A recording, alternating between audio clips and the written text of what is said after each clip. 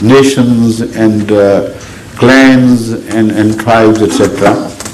And the religions which were revealed at that time owed their responsibility to those limited people and not to the world as a whole.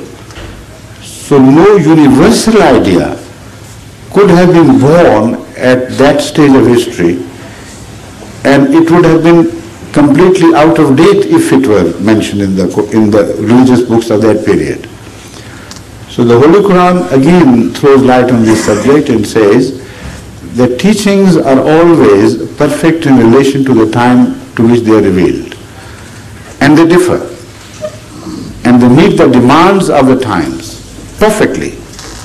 But when the times change, then the teachings must be changed accordingly. So the concept of perfection is relevant in this context which I am discussing. For instance, there was a teaching of Judaism where emphasis was made, or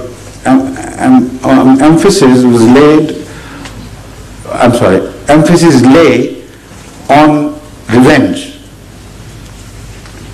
So much so that some even Judaic scholars misunderstood it and thought it is a must and there is no room for anyone to deviate from this teaching of eye for eye, tooth for tooth, and this and that.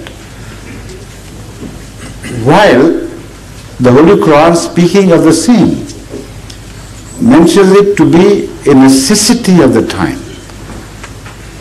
But a window was opened, according to the Holy Quran, even in the Torah, for forgiveness. But a small window, which was not emphasized. Because if at the time when Moses appeared among an oppressed people for hundreds of years, he had equally emphasized the forgiveness and revenge, then a people who had been made cowardly, who had lost all their human dignity, who could not rise up to the challenges of answering an enemy with the same weapons. They would always seek refuge in forgiveness, in the name of forgiveness in fact, but it would be cowardice in which they would be seeking refuge. So when revenge was emphasized, it was not that God of that period was a very vengeful God, so different from the God of Christianity. It was one and the same God. He knew human nature better than anyone else. He knew what exact prescription the ills of the time required. So the Quran doesn't say imperfect teaching with reference to Moses. In fact, the Holy Quran says we blessed them and gave them preference over all the people of the world. Was the Holy Quran referring to an imperfect teaching? Is that how that is how God gives preference to the people over the rest of the world, by giving them imperfect teaching? Certainly not.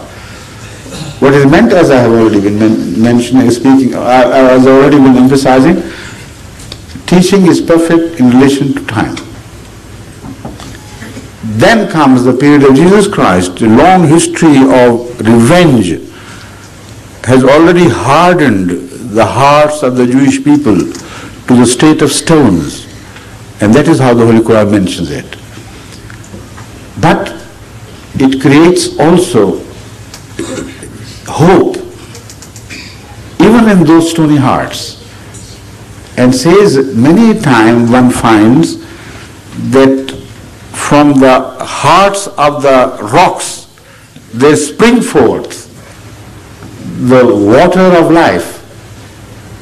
So it is not a state of utter loss of hope, a state of pessimism which the Holy Quran describes with reference to the stony hearts of the Jews. No, it's a beautiful simile because it takes us back to the time when Moses struck rock 12 times. And at every strike there sprang forth the elixir of life. So the Quranic references are deeply interrelated.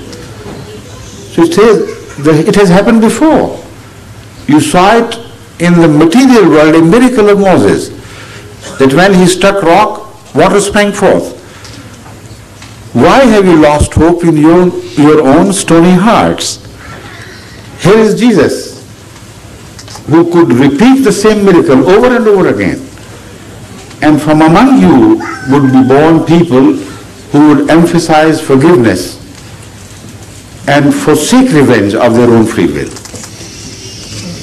So a teaching, again, which was so different from the previous ones, was perfectly fitted to the time. So this is the example of distinctive features of any religion. Now we're talking of religions which are confined to certain areas, certain traditions, etc. But all religions have predicted a golden age of a universal religion appearing.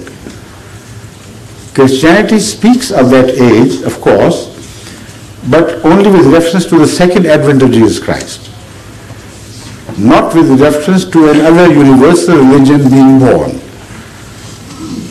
But let us not enter that rigmarole of differences and infights. Let me bring you to the modern world of this time, the age we are sharing.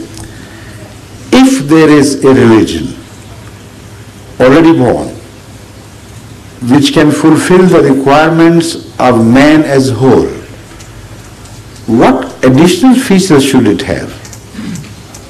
What distinctive features should it possess to attract the global man as such?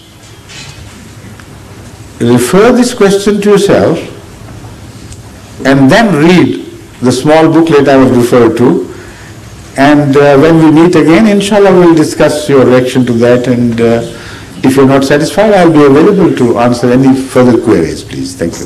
Thank you.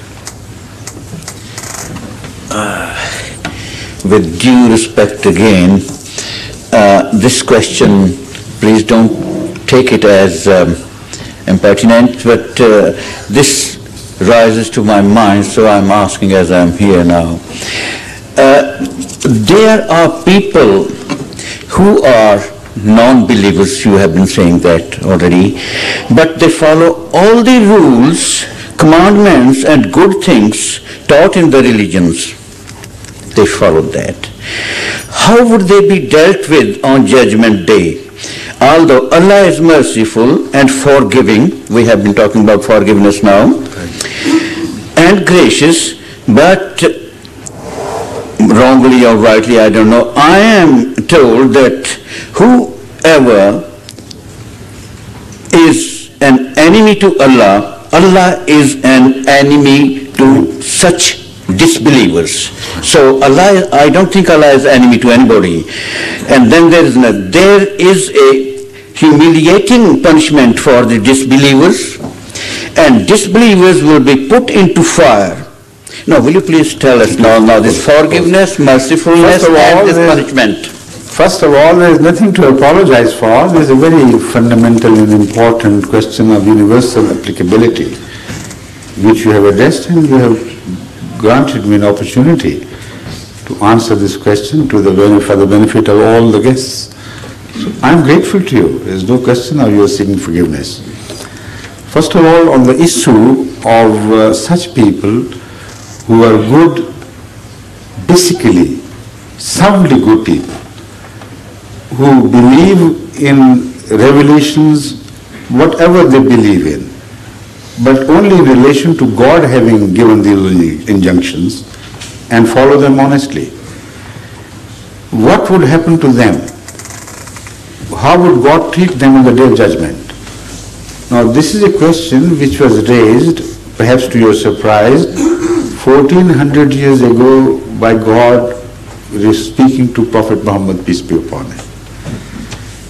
It is raised 3 times directly in the Holy Quran, with slight variation of words, but always to the same effect, without variation.